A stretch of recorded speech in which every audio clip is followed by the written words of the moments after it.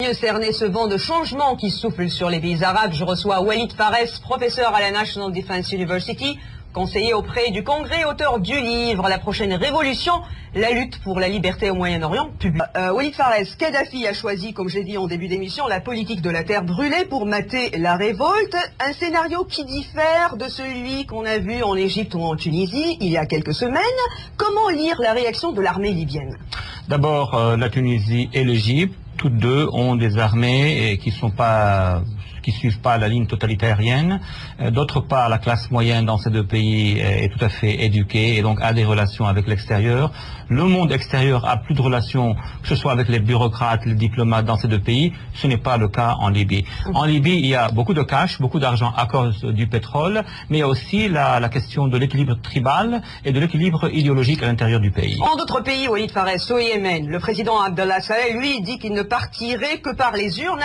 Qui le conteste? Est-ce qu'il s'agit des mêmes revendications comme on a vu en Égypte, en Tunisie ou même en Libye aujourd'hui? Si on compare, il y a des choses qui sont comparables dans le sens où la majorité populaire au Yémen s'oppose au président, mais le Yémen est divisé déjà. Il y a le sud qui veut prendre sa sécession.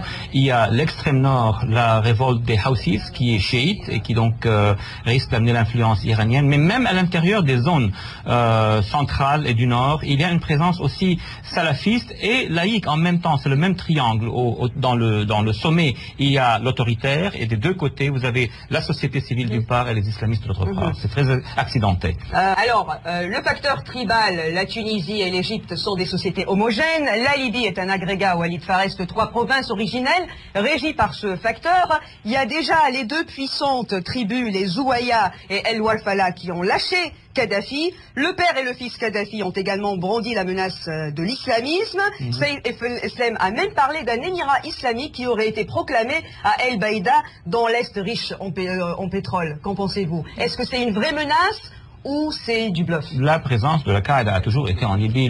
Un des grands chefs militaires de l'Al-Qaïda, c'est Al-Libi.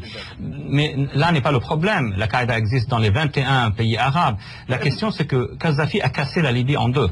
Géopolitiquement, maintenant, nous avons l'Est et l'Ouest et une vraie bataille qui va se faire au centre. Oui. Là où les tribus vont décider de quel côté ils vont aller. Mais le plus important, c'est la fédération des tribus des Kazasfa, ceux qui appuient Kadhafi. Ouais. S'ils continuent de l'appuyer, je pense qu'on va voir un status quo qui est un peu long, sinon il pourra être terminé par ses proches. Restez avec moi, Walid Pharres. Le djihadisme, l'islamisme, c'est votre spécialité, hein, vous couvrez ça.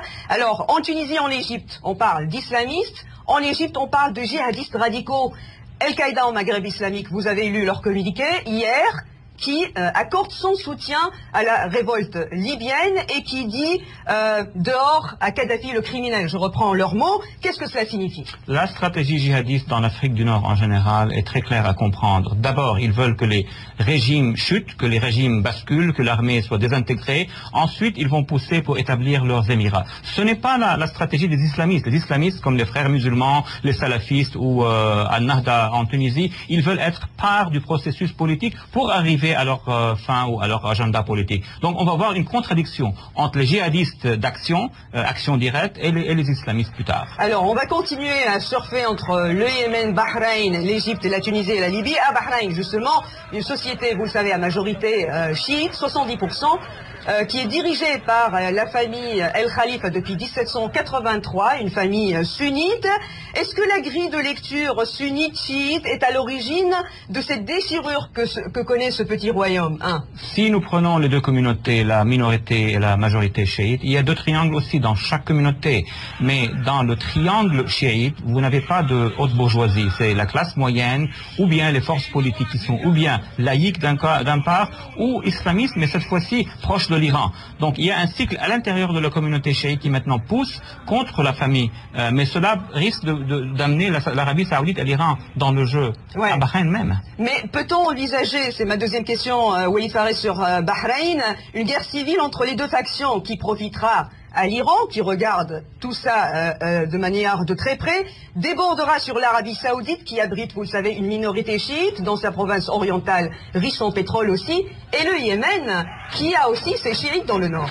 Si ça craque, entre guillemets, à Bahreïn, donc il y aura des combats entre les chiites ou des affrontements entre chiites et sunnites. Ce n'est pas le cas déjà, mais si cela se passe, ça va bien sûr se répandre dans l'est de l'Arabie.